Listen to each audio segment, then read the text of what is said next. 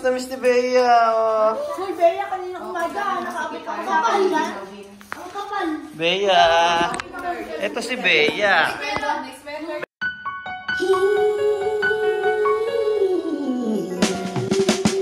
Sunshine, blue skies. Gotta cry. Minutes supposed to cross by. Feel the pain, oh yeah. Listen, I love you. Night sounds strange. Sama si Bea sa vlog. Yon, so welcome back to the vlog, guys. Yon, no? Kasama natin ngayon si Bea. Interview natin si Bea kung Ito si Bea, ha? paano siya nakarating dito. Bea, paano ka ba nakarating dito? Marami kasi mga friends natin na nagtatanong. Paano ka daw nakarating ng Canada? Paano ka ba nakarating ng Canada, Bea? So, i-interviewin natin si Ang mami. yung mami. Mami ni Bea. Oh, yung mami ni Bea kung paano siya naisama dito. At siguro ang pinakamagandang paano yung step by step, yung mga malala natin, paano yung step by step na proseso na ginawa. At saka syempre, paghahanda, diba? Yung paghahanda. At saka kasama na rin yung yung syempre yung yung gastos talaga. Gastos, syempre. Kasi marami rin kahit yung mga taga dito naman sa Canada na umuwi ng Pilipinas na ang ginagawa nila, iniho-hotel na lang nila yung aso. Oo, kasi hindi rin nila alam or parang nahahaselan sila sa proseso. Hindi ko naman din alam kung paano yung proseso pag Canada papuntang Pilipinas. So ngayon, ang alamin natin sa kanila kung paano yung proseso ng galing Pilipinas na pet nadadalhin dito sa Canada. Kasi maraming mga pumupunta dito sa Canada syempre may mga alaga din.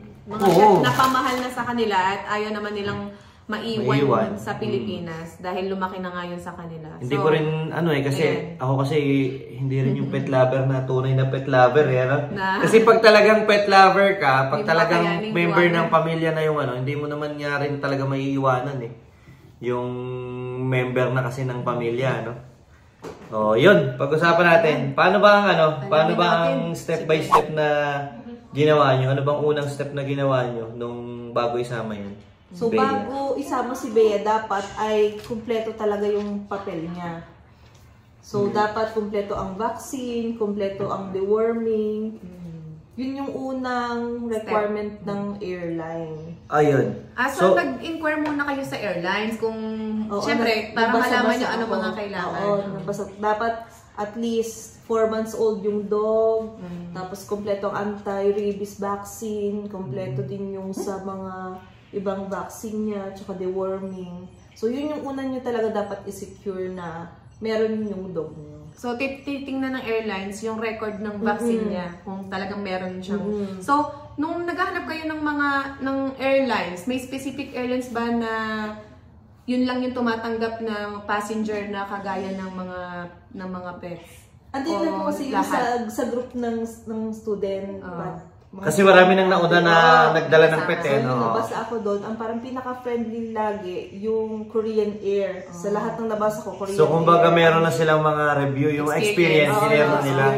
Doon kami nagbasa kung anong magandang airline. Tapos yun, nag-inquire kami sa Korean Air kung ano yung mga dapat na documents meron si Bea. At yun nga yung sinakyan niya talaga na So ibig sabihin, isa sa kinonsider nila sa airline na kukuhanin nila, na ibubuk nilang flight, yung talagang pet-friendly. O yung marami naman maganda kasi experience. Pet-friendly na airline, pero dun sa size ni Bea na less than 7, Korean Air lang yung pwede sa cabin ang pet. Halimbawa, masasapal, lahat ng pet, cargo lang lahat. Kahit ganito kaliliit, hindi pwede si Bea dun sa iba-iba. So, anong pagkakaiba ng cargo at saka ng cabin? Pag cabin, kasama mo sa seat mo yung pet. So, bayad siya sa bayad siya. Pero sa cargo, ganun din, may bayad din. Pero hindi ko lang alam. Hindi mo siya makikita.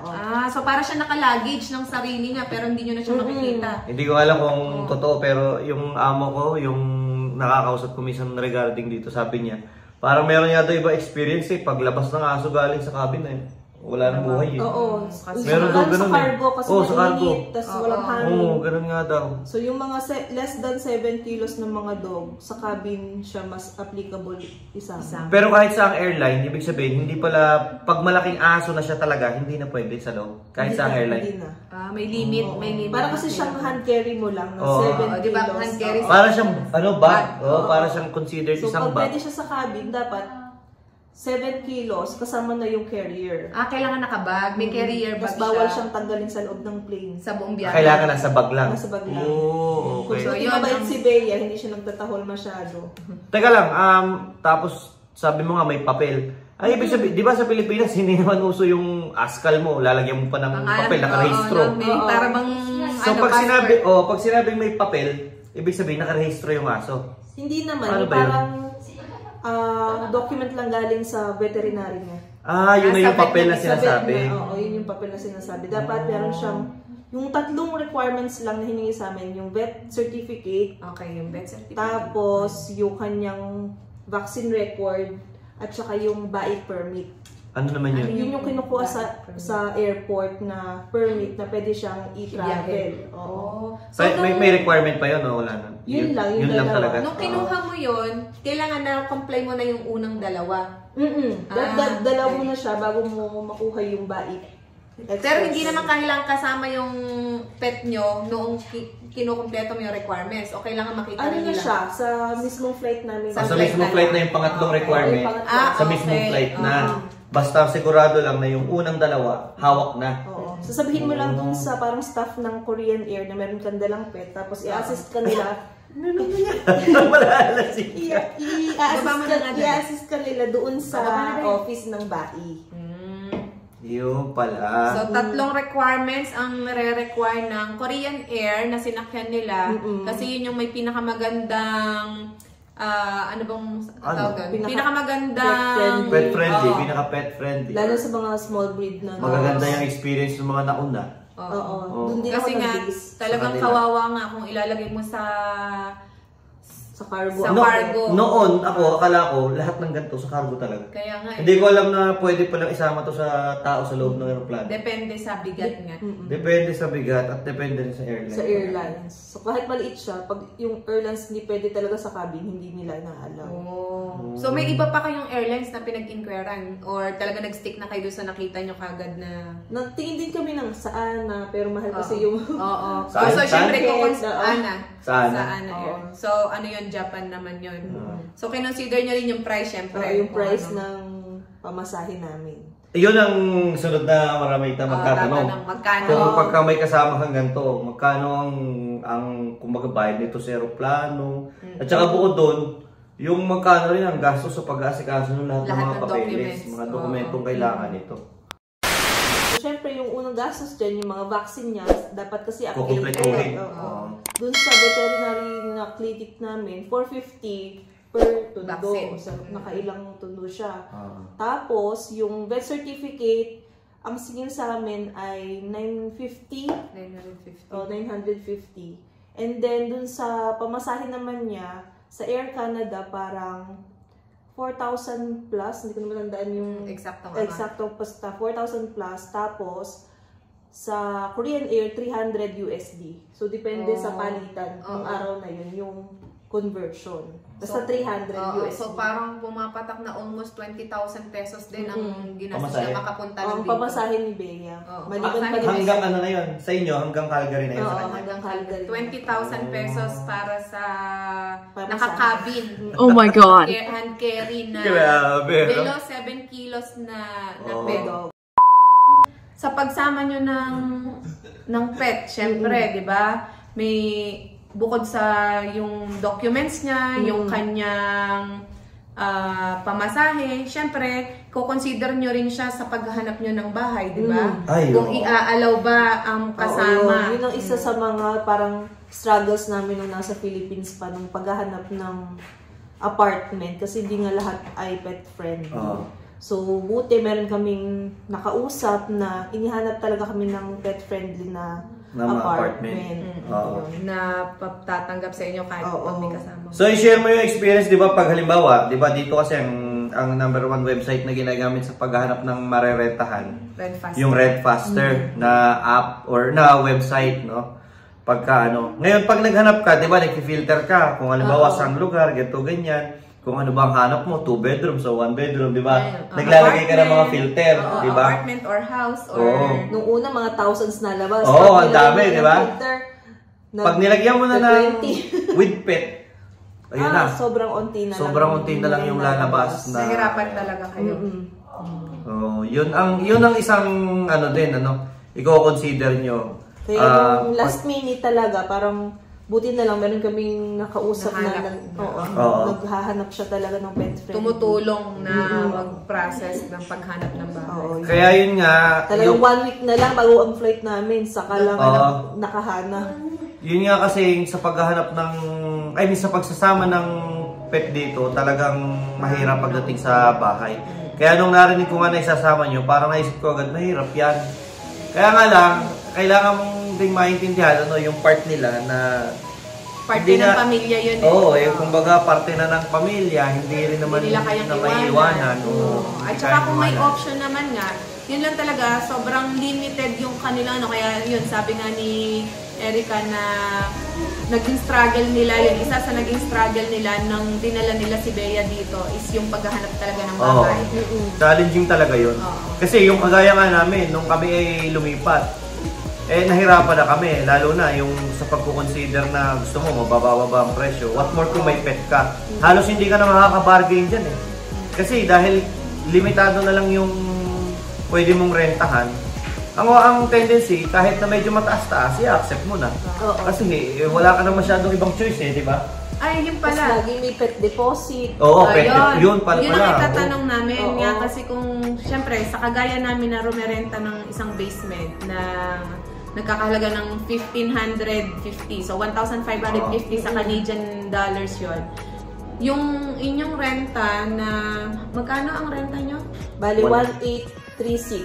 Okay, 1,836 $1,836 including na yung, may bayad si Bea sa bahay? Meron siyang pet deposit na 250. Bukod Tapos, doon? monthly, meron siyang 30. Oh, so yung 30 nakikitira na- talaga oo. si Bea at bayad si Bea sa kanyang Yung tinitirahan. 30 na putal doon sa 1,800, yun yung kay Bea. Yun Kay ang Bea bayad yun, ni Bea. oo. Okay. Para saan yung deposit? May para kang kagaya natin, 'di ba tayo bago tumira, meron tayong May 1 dito, month nagde-deposit deposit, tayo. 1 month advance. Oo. Si Bea may 250 pero non-refundable. Non-refundable. Yun ang masakla pa no. So talagang siya para sa maintenance na siguro ng bahay. Kaya Kasi sa atin, renters, kung hindi mo na-damage yung bahay, makukuha mo ulit yung dineposit mo. meron din sila noon. Security. Oo, security deposit. Or kung may naiwang kang mga bill na kailangan bayaran, yun ang ibabayad doon. Pero dito sa pet deposit, Non-refundable. non-refundable na siya. Kumbaga, kailangan mo yung bigay para makatira kayo dito sa apartment na to, pero hindi nyo na siya Mababawi. makukuha o mababawi. At the end, kung aalis ka man, o lilipat ka, or nakabili ka na ng Yun, sarili yun mong ba yun? bahay. Yun na talaga yun. Oo. Buti yung security deposit dito, unti lang. Tapos 999 lang. Oo. Hindi ka tulad nung iba na tulad ng Sa price na kung magkano ng renta. Oo. Ayos din, no? So, yun nga. So, bukod dun sa pinrepair nyo na documents niya na bago kayo naghanap ng airline, naghanap kayo ng airlines, pinrepair nyo yung documents na nire-require ng airlines, nagbayad kayo, bumili kayo ng ticket Ticket. niya, kagaya ng sa inyo. Parang additional baggage siya eh, no? Oo. Tapos, Part siya ng hand carry namin. Oo. Extra hand additional, carry. parang gano'n, no? And then, yung nga sa paghanap nila ng bahay, kasi bilang yung pet nila sa si Bea sa paghanap ng bahay. Kasi, hindi nga lahat, kagaya ng sinabi namin, hindi lahat ng bahay dito is tumatanggap ng renter na may alaga. May kasamang pet. Oo. Ayun, ano? Kumbaga Marami talagang... rin, no? Marami kinoconsider. Kung magsasama kayo ng pet, ihandaan nyo rin talaga yung mga ganong challenges. Tsaka syempre, financial, kasi talagang mas malaki yung May bayad. babayaran mo. Oo. Oo, So, sa lahat. Parehas din kaya, kung halimbawa sa mga pusa. Same lang. Same lang din halos ng pati dokumento ng mga ganun. Document. Pati yung mga hinihingi nila na isa lang din. Sabi, kinukuha pa daw ng passport eh. May parang passport yung- style. Wala na siyang ganun. Wala nang ganun. Oo. Ano pala Parang yung... nasa discretion na yun ng May-ari. Parang gusto mo lang na international, gano'n. Oh. Pero ano yung nabanggit nyo minsan sa usapan natin, yung chip na sinasabi nyo? Oo, yung chip, yun pala. Yung microchip. microchip, ano yun? Kailan Para at saan oo. siya nilagyan ng gano'n? At bakit? Nilagyan namin siya ng microchip kasi parang meron akong nabasa na required siya, meron naman na hindi. Pero para sure na Para sure na lang. makapasok siya. Wherever, Oo. kung saan man, Pilipinas o dito sa Oo, Canada, kailangan i-require. ng microchip. Para siyang small na metal na ikinakabit sa Sa balat. ng dog, kay Bea, sa batok. Sa Tapos mga pag pet in-scan, magkakaroon siya ng code. Tapos sa code na yon, nandun na yung May lahat ng details information. ng owner, kung anong breed si Bea, ilang Oo. birthday, yung lahat lalabas na doon. Oo. So, lahat ng detalye niya, basta na-scan yun sa barcode, makikita Oo. na yung Nung kami nag-Korean Air, sa Incheon, in-scan yung chip niya. talagang Tapos tinanong So, kasi kung may in-scan. chip. Oo. Tapos sa Vancouver, dahil sa security check, check din yung chip. May niya. chip, chinik. Tinanong kami ng officer If meron. kung merong chip si Bea. Sabi ko meron. Tapos kumuha siya ng pang-scan, in-scan niya si Bea. Okay. So, tinitingnan talaga. Oo, nag-check din. Nag-check Pero din. sinabi ba sa inyo kung halimbawa wala siyang chip, anong possible na mangyari? Parang hindi ko na natanong yung... Oo. Kasi Kasi meron nga, na rin. nagsigurado na nga Oo, sila. Yun nagsigurado na na ang kami. ginawa nila. Oo, Nagsigurado na sila. Pero sa group, meron kasi hindi nagpalagay. Oo. Meron nagpalagay kasi tinanong sa kanila. So doon ako sa nagpalagay. Para kasi sure nga. Oo, sure. para Tanungin sure. man nung hindi, Oo at nga least naman. walang magiging problema kasi baka kung kailan nandito na kayo sa Canada at hinanapan. Oo, baka Oo. nasa Vancouver na kami, tapos sinanapan ng chip, tapos biglang Oo. kukunin si Bea sa Oo. amin. Ano yun, binayaran nyo rin yung Ay, palagay oo. ng chip? Ano yun? Labas pa ba yun doon sa mga nabanggit mong Oo, expenses labas kanina? pa pala, nakalimutan ko yun. Oo. Ang pagpapalagay namin, 1,000 plus 500 na doctor's fee. So, 1,500 ang Kada doctor check-up niya, appointment, may Doctor's bayad. fee. Okay. So, depende yun sa doctor, sa vet niya kung magkano ano. Depende. Pero yung chip, ang binayaran niya is 1,000. 1,000. Parang binili mo yung chip, tapos 500 bayad sa pa-install. Sa pa-install. Sa pa-install sa katawan, At parang least, ganun. kumbaga parang pagka nawala nga yung aso, pwedeng ma-detect. Yun daw talaga ang sino purpose, ang no? owner. Kasi pag Okay. ini-input yung code sa internet, sa site, Oo, lalabas din makikita. yung details ni Bea. Anong internet site? Anong ano yun? Parang Website? iPet chip. Lalo, kahit So, kayo machicheck worldwide nyo. yun? machicheck Kumbaga, nyo rin. worldwide Pwede kaya mo- kilala yung ano na yun. Kailangan bang i-registro nyo rin yung si Bea dito sa Calgary? Parang part siya ng responsible pet ownership. Na kailangan mong Kailangan mo ipa-register. pa-register. Oh. So, ayun, yun ang mga documents na ipinrepair na base sa airlines. So, dapat ang una nilang aalamin is airlines muna. Oo. Para Tapos malaman yung nila kung anong documents requirements ng ng airline. Okay. So, doon na kayo nag-base. Yun. So, Malaking bagay worth yan. sharing, ano, para alam nyo din. Kasi, yun nga, maraming interesado.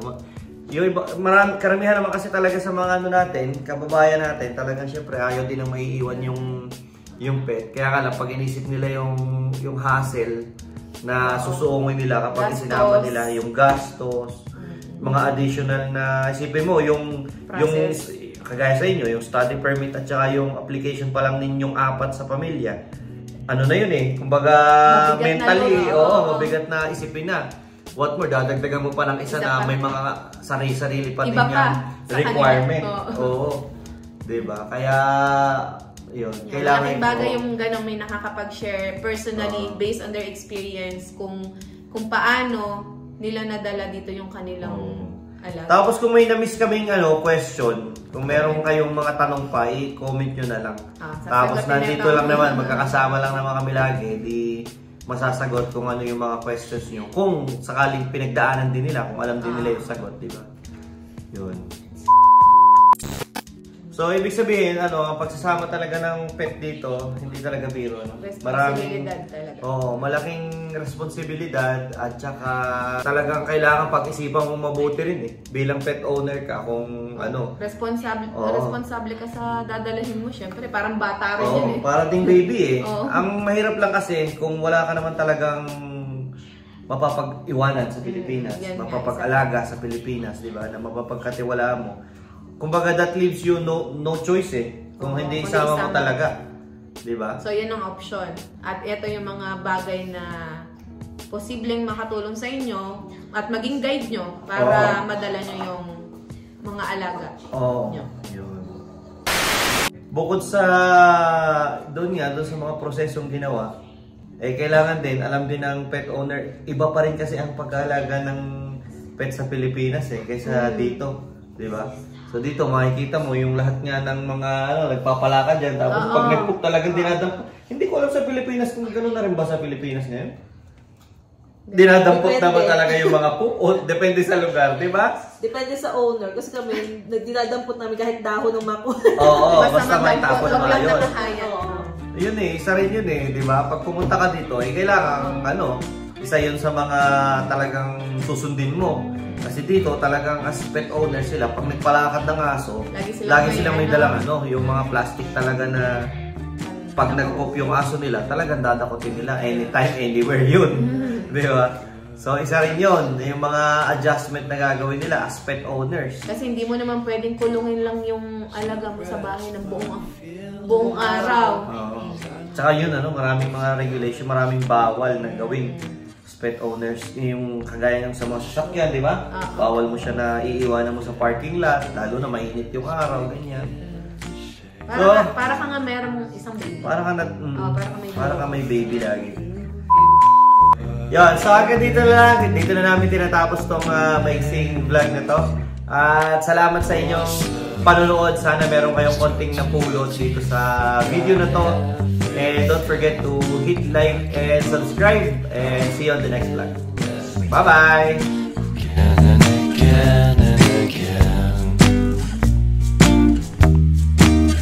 And I'm paranoid.